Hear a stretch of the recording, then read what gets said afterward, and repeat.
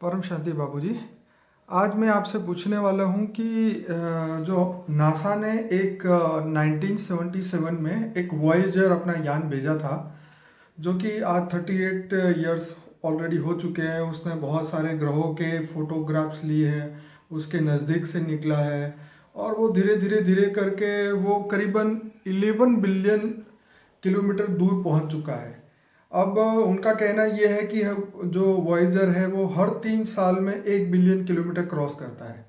अब वो ये कह रहे हैं कि वो उन्होंने 2012 में ऐसा बताया कि ये जो वॉयेजर है वो इन शॉर्ट टाइम में जो सूर्यमंडल का जो प्रभाव है, जो उसकी लिमिट है, सूर्य की जो लिमिट है, वो उस लिमिट को क्रॉस करके, वो बबल जिनको वो बोलते हैं, उसको क्रॉस करके वो इंटरस्टेलर में, मतलब दूसरे स्पेस में जाने की तैयारी में है। अब जैसे हमने भारत के शास्त्रों के अंदर ये बताया गया है कि जहाँ तक सूर्य की रोशनी जाती है वहाँ तक ब्रह्मा, मतलब उसके बाद ब्रह्मापुरी शुरू होती है।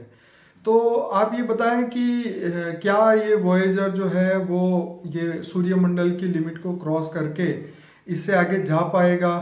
क्या वो दूसरे स्पेस में उसकी एंट्री हो पाएगी? क्या वो ब्रह्मापुरी में पहुंच पाएगा या उससे ऊपर पहुंच सकेगा? देखो, ये जो वॉयेजर है जी। वो स्थूल तत्वों से बना है, धरती तत्वों से बना है। अब ब्रह्मापुरी तो जहाँ ब्रह्मापुरी सूर्य की रोशनी खत्म होती है वहां से ब्रह्मापुरी स्टार्ट होता है। वो एंट्री कर सकता है, ब्रह्मापुरी तक तो जा सकता है। अब ब्रह्मापुरी तो बहुत बड़ी है, मतलब बेहिसाब बड़ी है ब्रह्मापुरी। क्योंकि जैसे सूर्य की ग्रेविटी जब तक जाता है तब तक 7 लोक है। 7 लोक से परे ब्रह्मापुरी आता है, सत्य लोक माना ब्रह्मापुरी। तो ब्रह्मापुरी में तो ये वॉयेजर जाएगा, क्योंकि स्थूल तत्वों की दुनिया ब्रह्मापुरी तक जाएगा, वहां तक तत्वों की दुनिया है। मगर ब्रह्मापुरी से आगे विष्णुपुरी में नहीं जा पाएगा, क्योंकि विष्णुपुरी माना वैकुंठ, वैकुंठ माना जहाँ परम सुख होता है। वहां परम सुख होता है तो वहां परम तत्वों की दुनिया होती है। और जहाँ परम तत्वों की दुनिया होती है वहां तत्वों की कोई भी दुनिया का एग्जिस्टेंस नहीं हो सकता। अगर वो एंट्री करेंगे तो वो तुरंत ही स्थूल तत्व परम तत्वों में डाइल्यूट हो जाएगा। कोई भी तत्व, जैसे परम आकाश है, परम वायु है, परम अग्नि है, 3 तत्वों में परिवर्तन। आपका कहने का मतलब ये है कि अगर वो ब्रह्मापुरी को क्रॉस करता है आने वाले कुछ सालों के अंदर, सपोज, तो उसका एग्जिस्टेंस खत्म हो जाएगा, वो धरती से उसका संपर्क खत्म हो जाएगा। हाँ, मगर अभी तो ब्रह्मापुरी तक भी नहीं पहुंचा है ना। अभी तो सूर्य की ग्रेविटी से क्रॉस नहीं किया ना। हाँ, नहीं किया। जहाँ सूर्य की ग्रेविटी पूरी होती है वहां से ही ब्रह्मापुरी स्टार्ट होता है। और जैसे आपने बताया कि 11 बिलियन 11 बिलियन वो दूर पहुंचा है। जी। मगर मेरा जहां तक अंदाज है, सूर्य की ग्रेविटी जहां तक जाती है वहां तक मेरा अंदाज है, मैंने जो अंदाजा लगाया योग बल से, 30 बिलियन 30 बिलियन तक होना चाहिए सूर्य की ग्रेविटी, अति सूक्ष्म में भी। बड़े रूप से नहीं है, अभी तो बड़े रूप से है 11 बिलियन, तो 30 बिलियन तक होना चाहिए। मतलब इसका मतलब ये हुआ कि अभी और 35 साल लगेंगे उसको, वॉयेजर को ब्रह्मापुरी तक पहुंचने में। अच्छा, ब्रह्मापुरी पूरा खत्म करने में? ना, ब्रह्मापुरी तक बॉर्डर तक पहुंचने 3000 किलोमीटर माना 30 बिलियन किलोमीटर। अच्छा, 30 बिलियन किलोमीटर। ओके। 30 बिलियन माना 3000 किलोमीटर हुआ ना। 3000 करोड़ किलोमीटर, 3000 करोड़ किलोमीटर। तो जब 30 बिलियन किलोमीटर तक जाएगा वॉयेजर, फिर बाद में ब्रह्मापुरी में एंट्री करेगा। ब्रह्मापुरी तो बेहिसाब बड़ा है। समझो कि 6000 करोड़ ब्रह्मापुरी ले लो, तो ब्रह्मापुरी तक जाएगा, मगर आगे चलता जाए चलता जाए चलता जाए। तो क्या बापूजी ये ब्रह्मापुरी जो है वो कोई फिजिकल जैसे ग्रहों की तरह वो बनी हुई है, ये विजिबल है या इनविजिबल है?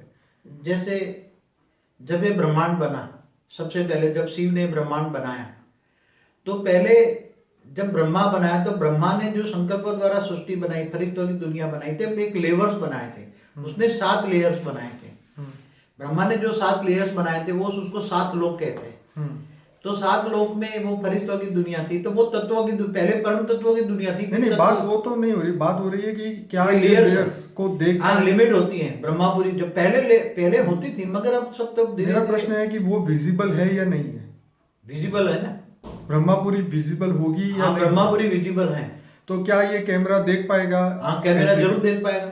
अगर जब हमारा 156 अरब प्रकाश वर्ष कैमरा विजिबल है जी, तो क्या हमारा समझो कि हमारा ज्यादा है ब्रह्मांड, ब्रह्मापुरी तो थोड़ा ज्यादा समझो कि 9000 90 बिलियन किलोमीटर दूर है, ज्यादा तक, हाँ, ज्यादा ज्यादा।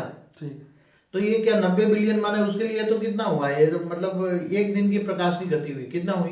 नहीं, जैसे अभी जैसे शास्त्रों के हिसाब से जो उन्होंने ब्रह्मापुरी बताई, तो उनका जो उन्होंने वर्णन किया, जैसे वो एक फिजिकल एक जगह होती है जहाँ पे जैसे पृथ्वी एक फिजिकल उसको देख सकते हैं, क्या ब्रह्मापुरी को देख सकते हैं कोई भी?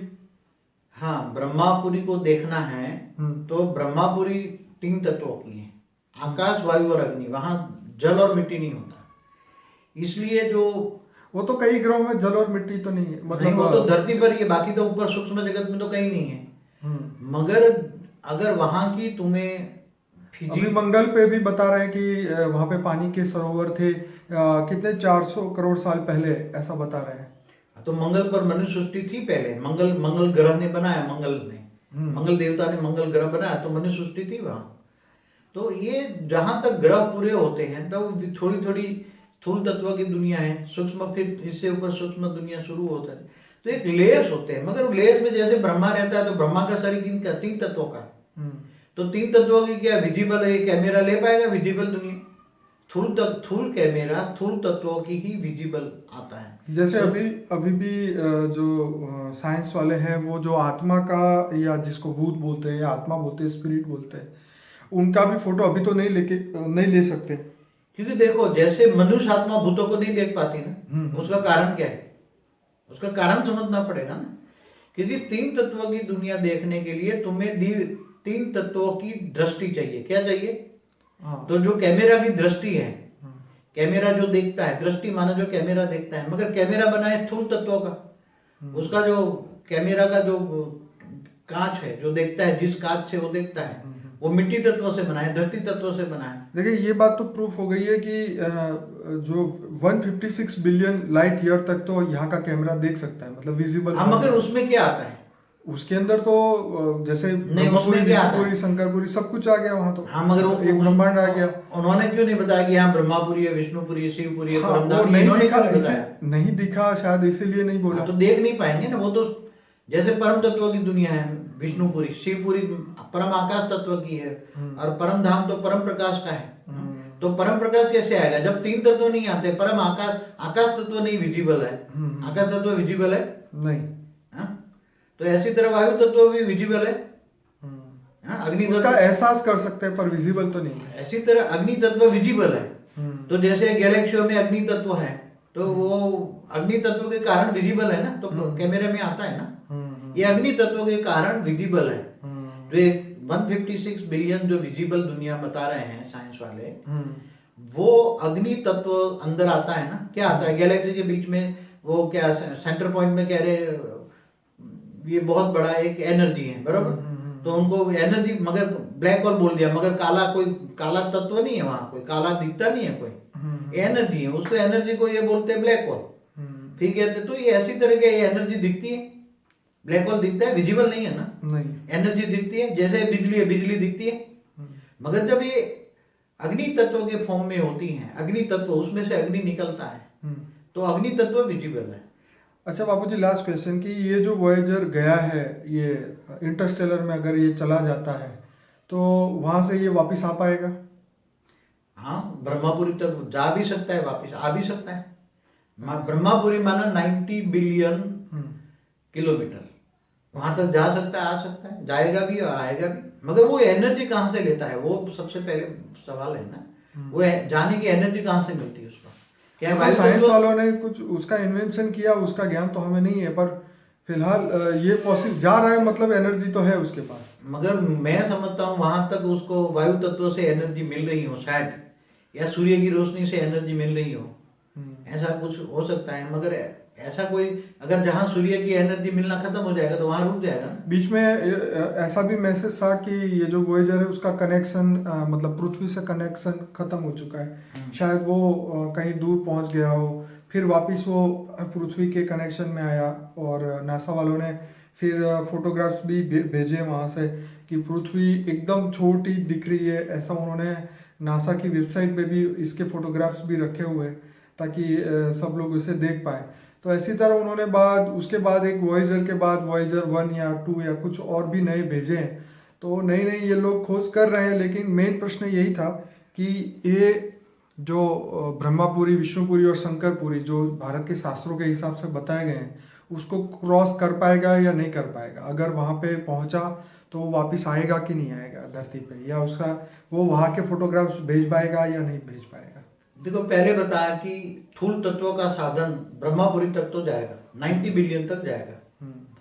90 बिलियन से आगे जब विष्णुपुरी में वो जाएगा, एंट्री करेगा, तो विष्णुपुरी में परम तत्वों की दुनिया शुरू होती है।